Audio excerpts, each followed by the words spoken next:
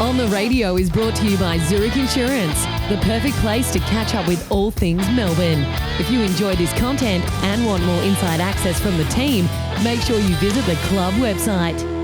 If you missed any of the AFLW action across the week in Melbourne and North Melbourne at Casey, you'll be disappointed because it was one of the games of the season, if not one of the games of the last couple of years. And Mick Stinear is the coach of the Melbourne team, and he has led his girls to a 3-0 start to the 2021 campaign. He joins us on the Breakfast Club. Good morning, Mick.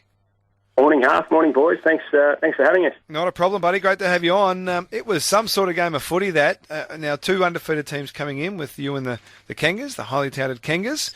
But your girls put on a show in that second term, kicking 6 goals to 1 to break the game wide open. How'd you do it?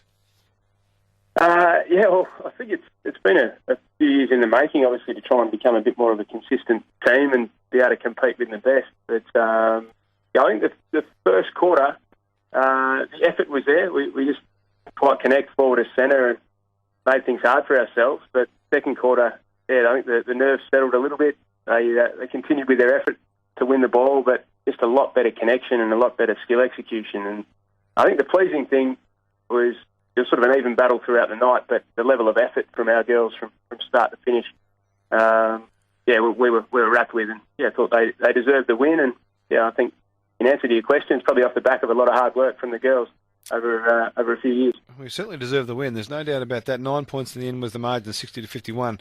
9 goals, 6 to 8 goals, 3.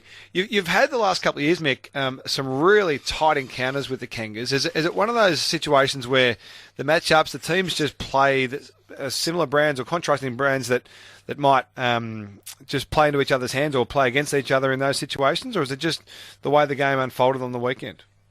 No, I think you're right. I think there's something in that. Yeah, both teams do like to play the game in our forward halves, and that was, I guess, our goal going in. We wanted to challenge North Melbourne to spend a bit of time at the other end of the ground and hopefully challenge their defence.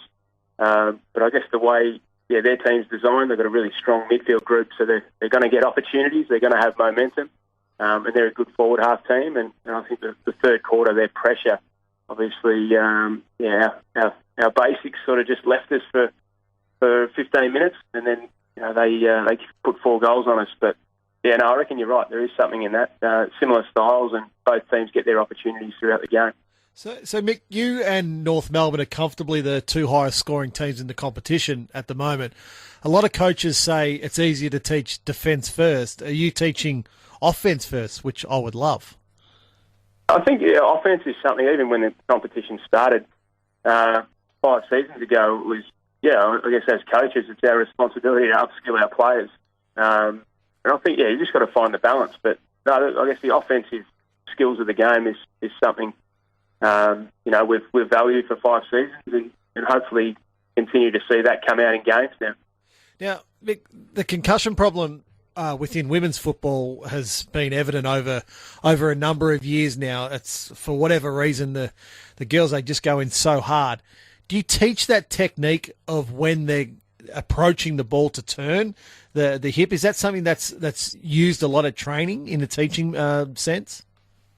Yeah, and that's probably right from when we first started. A lot of players just coming from community footy or even coming from other sports. So, and I think that's ongoing. It's in most of our sessions is the contest work and technique and how to approach situations. And I think it was important ever since the competition started. But now with concussion protocols, you certainly don't want to lose anyone at training or lose anyone in a game, or you just don't want to put your players at risk, full stop. So, the technique becomes critically important. Where do you think the improvement has come from, Mick? It seemed at the end of last year that you've gone with a bit of a younger-looking team and may have just sort of revitalised you a little bit, considering how close you have been in recent years to getting through to the big one. Yeah, I think a lot of our growth has come from those 20 to 22-year-olds like Tyler Hanks and Lily Mithen, even probably a little bit older, like players like Maddie Gay, just that middle tier, that sort of core group that's forming together. They've got a lot more belief, and I guess a few more pre-seasons in, they can compete for longer, and their skill execution and strength has improved. So, I think it would be that younger core group coming through that have definitely taken a step up, which has allowed us to be a bit more consistent. And then, players like Daisy and Paxi, you sort of know what you're going to get from them, but now we're getting greater output from our younger group. You've also got a fair output from some of your left field selections, and not so much from players that weren't any good, but just from international. Like, you've got a couple of Irish girls there, and Sinead Goldrick, Mick, is playing out of her socks at the moment, but did a great job on Katie Brennan last week, played really well again on the weekend against the Kangaroos. How do you teach and develop these international players when you only have them for such a short period of time? Yeah, no, it's a good pick up, Harv. She's been critical for us, just her ability to win 1v1s, or even, we might be outnumbered back there, but just her speed and aggression, can create turnovers. So we've been really fortunate to have Goldie. I think last year we had a lot of time together. The girls, Neve McAvoy and Sinead Goldrick, came over in late October, and we spent a lot of time throughout the pre-season. But then, more recently, we haven't had a lot of time together, and they've spent a fair bit of time in lockdown back in Dublin. But the girls came over late Jan after doing their 2 weeks of hotel quarantine. But I think the biggest improvement for Goldie, she watched a lot of men's games last year. I think a lot of us found ourselves at home, but she just became a lot more curious about the game. Put a lot more time into it, was practicing her skills in and around her Gaelic season.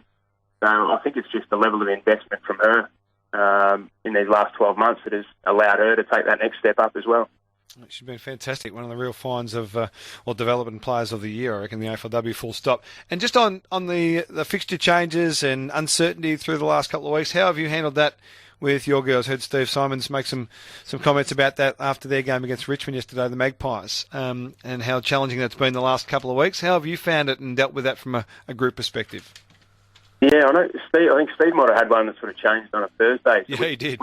We haven't had that experience yet, but I guess it's just the times we're living in at the moment. So I guess we feel fortunate we're still able to play and watch the girls compete. But no, I think they're saying 1 week at a time. It's probably the first time it's actually more appropriate. That's all you can do. So no, I think it's just relevant to how we're living at the moment. So our girls have been pretty good, and it's probably helped us just to focus on what's in front of us. Well, what's in front of you this week is the Western Bulldogs at VU Whitten Oval on Sunday, 3:10. Melbourne fans, hopefully you can get along and see the girls in action. Check your local guides. Mick, well done. Great start to the year. I look forward to seeing how you go for the remainder. Thanks, Al. Thanks, boys. Appreciate it.